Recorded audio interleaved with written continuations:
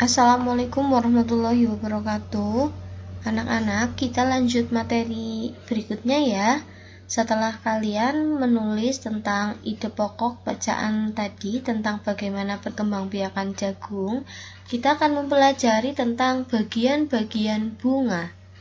Nah, anak-anak, siapa di antara kalian yang menyukai bunga? Rata-rata pasti perempuan itu menyukai bunga ya anak-anak, karena bentuknya itu yang indah, warnanya yang cantik, dan juga baunya yang harum. Tapi baik perempuan maupun laki-laki, kalian harus mempelajari tentang bagian-bagian bunga. Karena bunga merupakan bagian terpenting dalam sebuah tumbuhan. Anak-anak, di sini kita lihat ada gambar bunga yang terdiri dari mahkota bunga. Yang warna-warni ini namanya mahkota bunga. Di mana-mana mahkota menggambarkan keindahan ya. Dalam bunga pun demikian. Mahkota bunga itu yang paling indah dari bunga. Kalau bunga mawar merah, mahkotanya berwarna merah. Bunga melati, mahkotanya berwarna putih. Bunga matahari, mahkotanya berwarna kuning. Kalau ini bunga sepatu, mahkotanya berwarna pink. Ya, ada yang pink, ada yang merah. Pokoknya bagian yang berwarna-warni itu biasanya adalah mahkota bunga. Lalu kalau kita buka bunga itu, ada yang namanya kepala sari. Ini ya. Di dalam kepala sari ini ada tepung sarinya. Yang kalau dipegang itu seperti ada kuning-kuning, kalau di jari kalian itu nempel seperti serbuk sari atau tepung sari itu namanya serbuk sari atau tepung sari. Kemudian ada benang sari, dan yang di tengah-tengah ini yang biasanya lengket adalah kepala putik, lalu tangkai putik.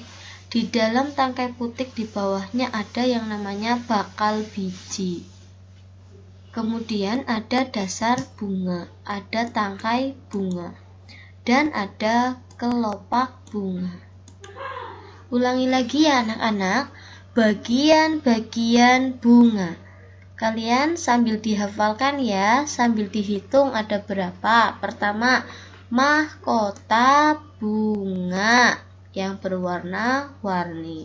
Yang kedua, kepala sari. Yang ketiga, benang sari. Yang keempat, kepala putik. Yang kelima, tangkai putik. Yang keenam, bakal biji. Yang ketujuh, tangkai bunga. Yang kedelapan, dasar bunga. Yang kesembilan, kelopak bunga. Kalau disuruh menyebutkan, minimal kalian tahu 5 bagian-bagian bunga. Nanti coba di sekitar rumahmu ada bunga apa, kemudian minta izin kepada yang punya. Kalau ya, tapi bunganya itu seperti bunga sepatu begitu ya, jangan yang bunga cantik atau bunga anggrek dan lain-lain, itu jangan ya kalau ada yang bunga sepatu.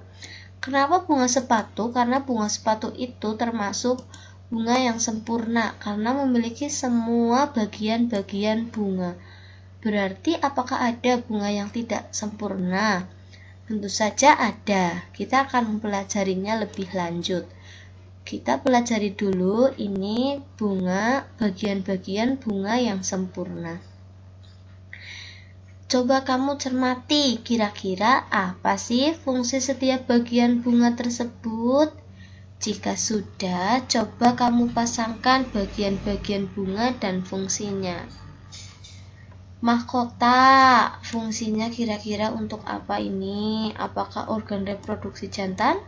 Tempat terjadinya proses pembentukan biji?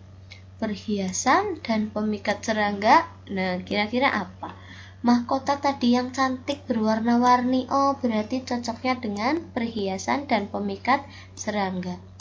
Coba kalian pikirkan dan bisa juga kalian tulis di buku kalian benang sari, kira-kira fungsinya untuk apa. organ reproduksi jantan, tempat terjadinya pembentukan biji, tempat melekat masuknya serbuk sari, penopang bunga, pelindung bunga yang masih kuncup. Nah ini, kepala putih, kelopak, bakal biji, tangkai bunga. Coba kalian jodohkan. Nanti ini Bu Mei kirim screenshotnya ya. Nanti ditulis di buku kalian, dijodohkan. Ada 1, 2, 3, 4, 5, 6. Ada 6 soal. Tadi mahkota sudah buat contoh. Mahkota adalah fungsinya perhiasan dan pemikat serangga. Nah anak-anak, supaya kalian lebih memahami, mari kita dengarkan atau cermati apa yang akan Bu Mei sampaikan. Coba bandingkan jawabanmu dengan tabel di bawah ini. Yang pertama, tabel ini terdiri dari 3 bagian, nomor, bagian bunga, dan fungsinya. Benang sari, fungsinya adalah organ reproduksi jantan pada bunga. Benang sari tadi ini ya, benang sari ya. Benang sari ini. Benang sari, kepala sari, serbuk sari, tepung sari itu organ reproduksi jantan pada bunga, anak-anak. Kemudian kepala putik, tempat melekat dan masuknya serbuk sari atau organ betinanya, ya. Tempat melekat, karena kepala putik itu kalau dipegang biasanya lengket ya, anak-anak. Coba nanti kalian cari bunga sepatu, pegang tuh kepala putiknya, pasti lengket. Kemudian ada tangkai putik. Untuk apa sih fungsinya? Penyangga kepala putik agar tetap pada posisi yang mudah menerima serbuk sari. Terus di tangkai putik itu di dasarnya ada yang namanya bakal buah, tempat berlangsungnya pembuahan. Bakal buah ini akan berkembang menjadi buah. Lalu ada bakal biji, tempat terjadinya proses pembentukan biji untuk kemudian menghasilkan biji yang matang. Lalu mahkota bunga. Mahkota identik dengan perhiasan. Jadi mahkota bunga pun adalah perhiasan bunga dan pemikat bagi serangga agar hinggap dan membantu dalam proses penyerbukan. Kelopak bunga fungsinya untuk pelindung dan menutupi bunga yang masih kuncup sehingga bunga terlindungi dari paparan luar. Dasar bunga, tempat bertumpunya mahkota dan bagian-bagian lain pada bunga. Lalu tangkai bunga adalah penopang sekaligus penghubung antara ranting dengan bunga. Bagaimana anak-anak? Ada berapa jawabanmu yang benar? Nah, kalau yang sudah banyak benarnya, itu berarti kalian sudah memahami ya. Tapi kalau ada yang salahnya banyak, tidak apa-apa ya. Kamu itu tetap anak yang hebat. Nah, anak-anak, nanti kamu tulis ya. Tulis atau gambar bagian-bagian bunga ini. Kalau saran Bu Mei, menggambarnya itu yang bagus di buku gambar boleh, atau di buku sendiri boleh, yang besar. Kalau bisa diwarnai menggunakan pulas ya.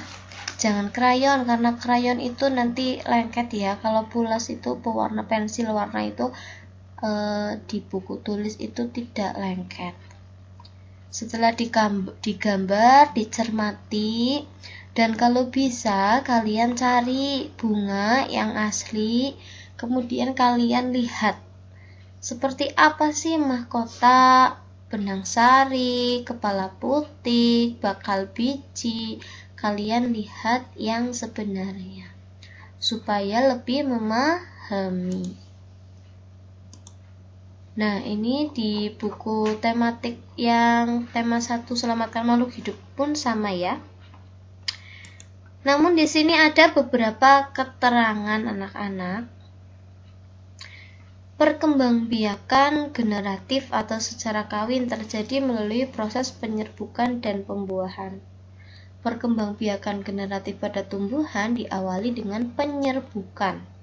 Apa itu penyerbukan? Penyerbukan yaitu melekatnya atau jatuhnya serbuk sari ke kepala putik. Jadi kalau ada pertanyaan, apa itu penyerbukan? Jawabannya adalah melekatnya atau jatuhnya serbuk sari ke kepala putik. Setelah terjadi penyerbukan pada serbuk sari, tumbuh buluh serbuk sari yang menuju ke ruang bakal biji. Kemudian serbuk sari akan masuk ke ruang bakal biji melalui buluh serbuk sari. Di dalam ruang bakal biji terjadi pembuahan, yaitu peleburan serbuk sari dengan kepala putik. Hasil pembuahan itu adalah zigot. Zigot berkembang menjadi lembaga. Lembaga berkembang menjadi bakal biji. Bakal biji berkembang menjadi biji dan bakal buah. Kemudian bakal buah berkembang menjadi daging buah. Lembaga yang berada di dalam biji merupakan calon tumbuhan baru, tumbuhan yang berkembang biak secara generatif antara lain padi, mangga, durian, dan jambu. Begitu ya anak-anak.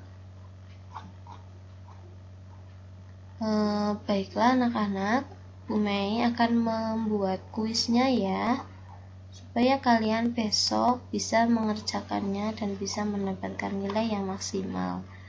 Terima kasih atas perhatiannya. Billahi taufiq wal hidayah.